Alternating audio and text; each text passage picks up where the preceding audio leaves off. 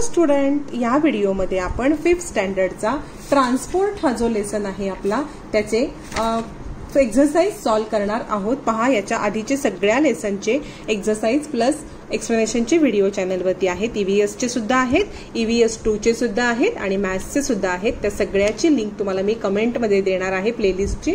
तुम्ही EVS 1 ची playlist open केलीत की आतापर्यंत झालेले सगळे व्हिडिओ समोर येतील, तुम्हाला हवे तो पाहू शकता। EVS 2 च्या लिंकवरती क्लिक, ब्लू लाईन मध्ये लिंक असते बघा, त्याच्यावर क्लिक केलं, ब्लू जे असते ती लिंक असते, त्याच्यावर EVS 2 म्हणून असेल, त्याच्यावर क्लिक केलं की EVS 2 चे एक्सप्लेनेशन प्लस एक्सरसाइजचे व्हिडिओ दिसतील आणि मॅथ्सच्या लिंकवर क्लिक केलं की मॅथ्सचे तुम्हाला सगळे प्रॅक्टिस सेट प्लस एक्सप्लेनेशनचे व्हिडिओ पाहायला मिळतील।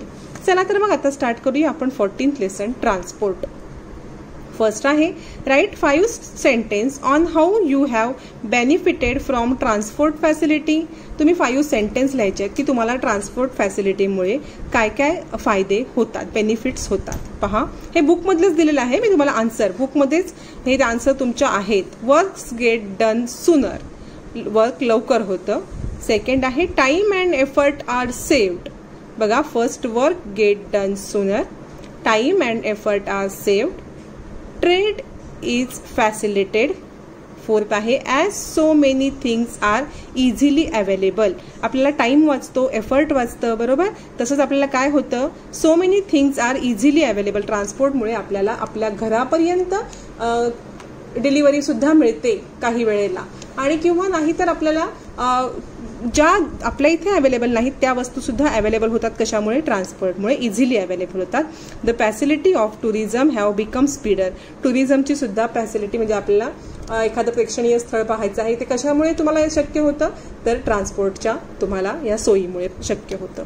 असे 5 हे तुम्हाला पॉइंट मी दिलेले आहेत। सेकंड क्वेश्चन आहे, बघा, लिस्ट फॉर अदर फॅसिलिटीज। ह्या 5 फॅसिलिटी बघितल्या आपण, पण list other facilities that have become available in the local area due to transport facility. म्हणजे तुमच्या परिसरामध्ये तुम्हाला अजून 4 कोणत्या फॅसिलिटीज ट्रान्सपोर्टमुळे मिळाल्या आहेत ते लिहायचं आहे। बघा, we are able to visit relatives. आपल्या रिलेटिव्सला आपण भेटायला जाऊ शकतो की नाही, तुमची मावशी मामा दुसऱ्या गावाला राहत असतील तर तुम्ही त्यांना भेटायला जाऊ शकता। कशामुळे? ट्रान्सपोर्टमुळे। We are able to visit relatives. Second आहे, due to transport we should reach school at time.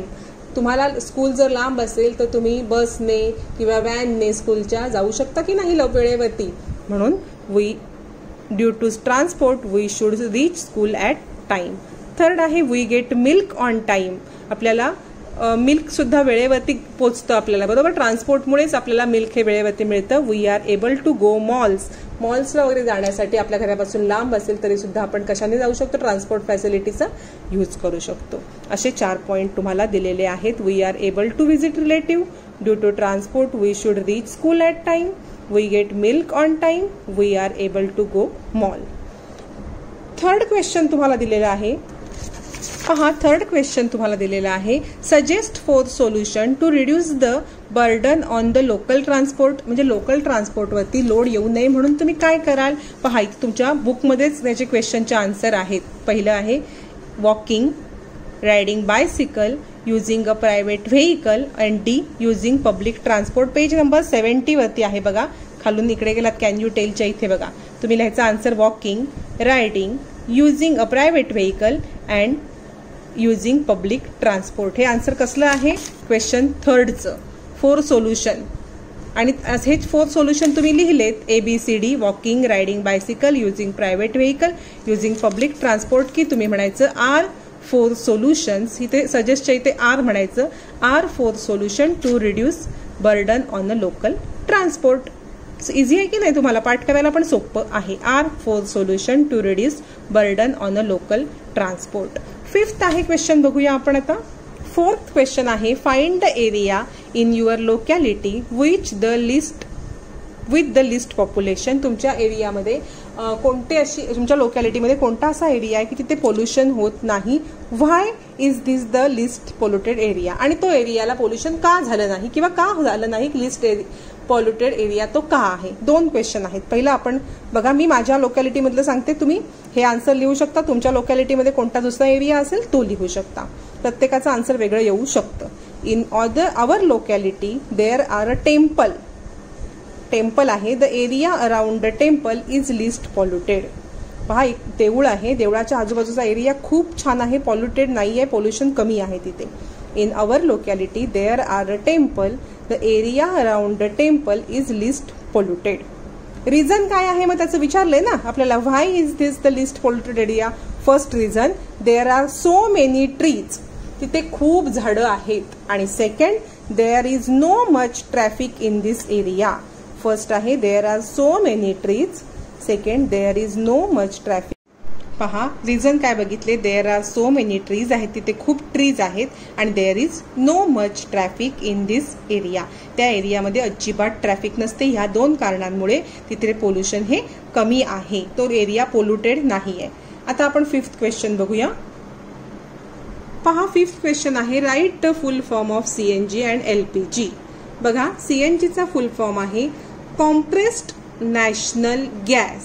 बघा, कॉम्प्रेस्ड नॅशनल गॅस. आणि एलपीजीचा फुल फॉर्म आहे लिक्विडिफाईड पेट्रोलियम गॅस. बघा, हा सीएनजी कॉम्प्रेस्ड नॅशनल गॅस आणि एलपीजी लिक्विडिफाईड पेट्रोलियम गॅस.